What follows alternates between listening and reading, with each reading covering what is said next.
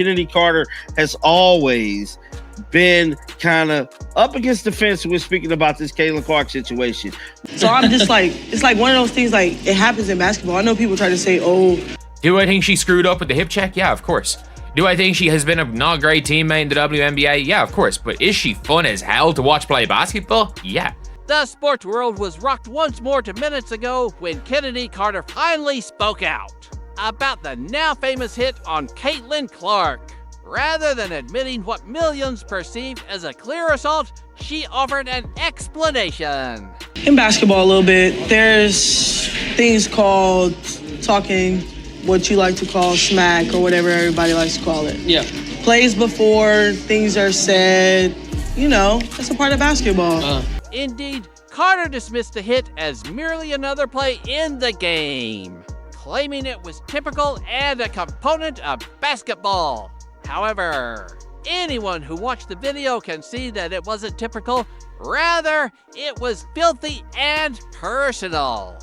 Like, I don't think there's no justification for that. Like, to be honest, I don't think it was she went down the game saying she was going to do that, but come on, it was a little bit worse. Like, it was a much harder hit than she's talking about. Caitlin Clark continues to soar above everything with no drama, no trash talk, just buckets, while Carter minimizes her deeds.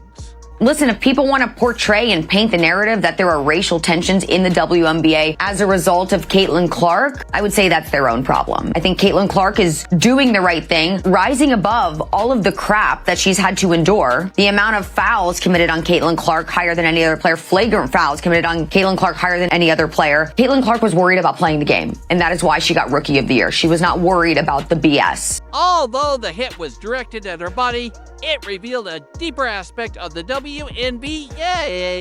including rivalry, jealousy, and the growing target on Caitlin's back. Despite this, she continues to dominate with poise and assurance.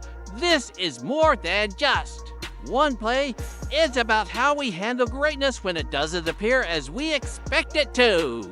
As a rookie and making history. And so I understand her point of view. She wants to probably let other athletes shine. She also says, like, it's earned, not given. There are other people that can use that spotlight to compete as well. Who's going to be the next face of the NBA? We don't get to decide that. The marketplace decides that. The people have chosen Caitlin Clark. Before we get started, please show your support for Caitlin Clark right now if you think she is amazing, and that you should let your skills speak louder than your detractors. To let everyone know you're supporting Caitlin through it all, leave a CC100 in the comments. Let's make this obvious and loud. That she still is not taking responsibility for her actions. She's finna blame this whole situation on Caitlin Clark supposedly talking smack to her. This is crazy, man. Let's get back to it. Since the Clark age is just beginning, let's establish the scenario.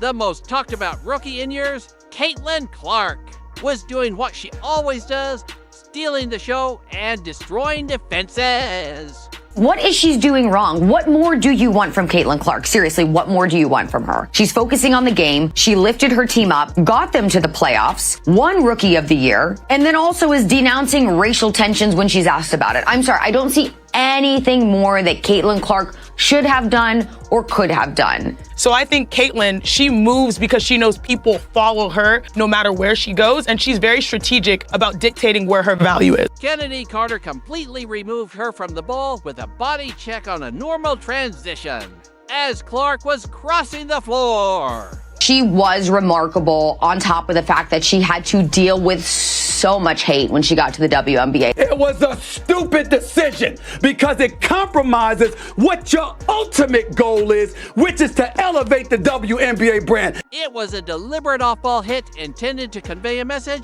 and it did so clearly. But the message wasn't one of power, but rather desperation. It wasn't a box out or defense. When I look at Caitlin Clark, fans are tuning in to watch her. And you know who that's helping?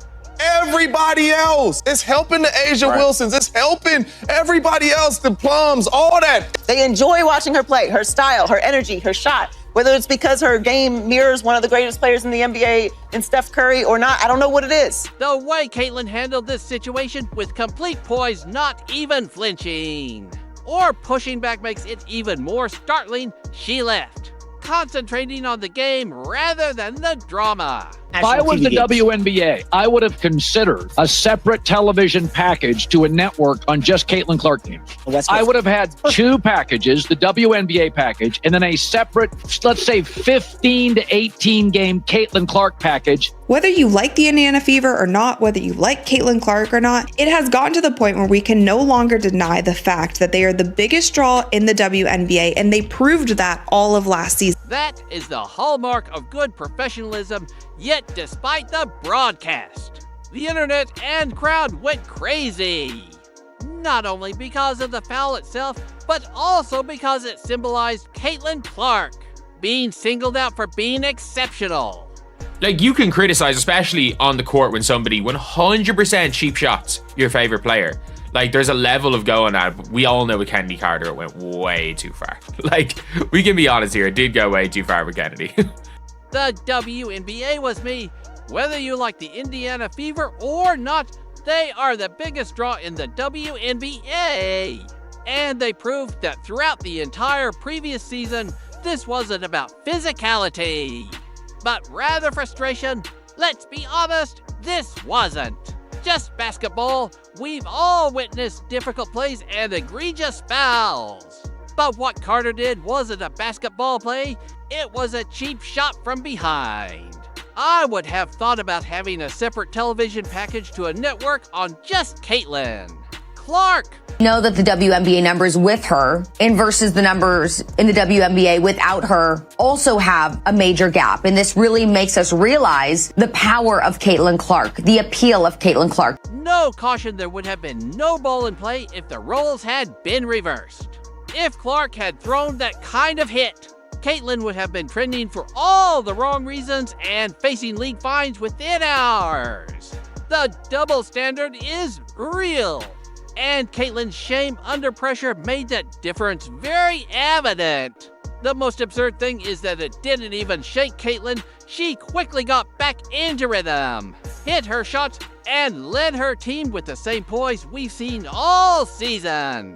She was remarkable, on top of the fact that she had to deal with so much hate when she got to the WNBA. Carter attempted to physically take Caitlin down, but she responded with such force that it wasn't a setback, but rather a declaration. Clark demonstrated to the world why she is the face of the future, not only through her skill at the game, but also through her demeanor in all that comes with being great. I think a play before, maybe I was elbowed. Okay, that happens. Think the next play down, maybe something was said, and then maybe there was like a little clip of somebody like yelling in my face. And then we go down the court, then I hit like a little bucket, you feel me? Come down, hit like a little nice little mid-range pull-up. And then I just like, just give her like a little like, I'm here. Like, I don't think it was. Everyone expected accountability when Chennedy Carter finally spoke out. But instead, we got a masterclass in deflection. Instead of naming Caitlin Clark by name or taking responsibility for the incident, Carter made a vague reference to someone who was talking trash and claimed she was only responding to typical basketball emotions. So yes, the WNBA was growing before Caitlin Clark. Make that abundantly clear. But it was growing incrementally compared to the exponential growth you're seeing now. I remember when the WNBA started. I was thrilled. I was a fan. I couldn't believe it was an opportunity for me, a 5'2", 97-pound girl, to go play professional basketball. That wasn't going to happen for me. But the idea that it existed was special to me. And now she's offering that to not just little girls, but little boys as well. She's spread the fan base. However, let's be clear that this wasn't trash talk gone too far. Caitlin didn't start anything. And the video shows that there was only a full force shoulder strike from behind. That hit the league's most watched player blindside. You watch every game, every single game, to see if you can find any deflects in my game, and it's really nothing that you probably could say too much about. So then you have trolls, and that's why I said they're gonna be around regardless. But yeah, it was just like a nice little like tap, like I'm here, not to like harm you or anything. You know, if you want to push somebody, you're gonna like full force like. But people really made it like a. What's even more perplexing is how frequently Carter uses the term "a little tap." Really, a small tap that sent Caitlin Clark sliding to the ground. Garnered attention from the national media, audience alcohol, and the official league assessment. You know what's crazy? Me and my brother went back and watched, and we seen a lot of clips in the NBA of guys getting like pushing LeBron. Like I think it was Jeff Teague or somebody who like pushed LeBron out of bounds. Like said, "Man, I was mad because like we couldn't stop him." So I'm just like, it's like one of those things. Like it happens in basketball. I know people try to say, "Oh, it's not one of those things." It's not a personal thing. It's a competitive thing. It happens in basketball, and like it's just one of those things. Come on, Carter compared her behavior to NBA players pushing LeBron James out of bounds. But here's the problem with that analogy. Those were during live plays after the whistle. This question mark was present. I can't imagine this young lady, I don't want to use hate, but despised. And people just having, she brought some on herself a little bit because she's cocky for a good reason. Confident. And I love that about her. But to watch the dynamics and the media, they had their narrative. And I was pleased and proud to see the narrative wasn't the truth. No ball, no excuse. No justification. It is not only dishonest to compare this to typical NBA aggressiveness, but it is also offensive to game-savvy spectators. Carter's attempt to change history continued after she presented herself as the misinterpreted rival, saying she was just enraged at the time. But her tone betrayed that she wasn't expressing regret, but rather reasoning. And she never once uttered, "I messed up" during the interview. Didn't say "I'm sorry," rather, it seemed like a last-ditch effort to clear the air right before WNBA training camp began. A PR ploy. I would like to see Chennedy Carter back in the WNBA at some point. I would like to see Chennedy Carter playing basketball because she has that ability, but clearly her reputation, it's not even just her reputation. You WNBA teams and front offices and even other players feel a certain way about it, or else she would be on a roster. When it comes to who's better than who, there aren't more players on rosters, that are in the league that are better than Chennedy Carter. She is one of the top however many players that there are roster spots for, and better than that. Because, surprise, Carter isn't even listed on a roster, and this is the reason why. Caitlin Clark is the GOAT. She signed my jersey. So happy, I'm crying. I'm so happy. This is the best day ever. Caitlin Clark effect seems to be crazier than year one. I love watching her score and just everything about her. They went the extra mile just to watch her play here. This is great news for women's basketball. Period. She just brings so much passion to the game, and look at all these people that just want to come and see her. It is no secret that the Indiana Fever are the most popular team in the WNBA. It is good for the entire WNBA. This now goes beyond a blatant infraction to include maturity, accountability, and how athletes respond to criticism with every opportunity to attack and shoot back online.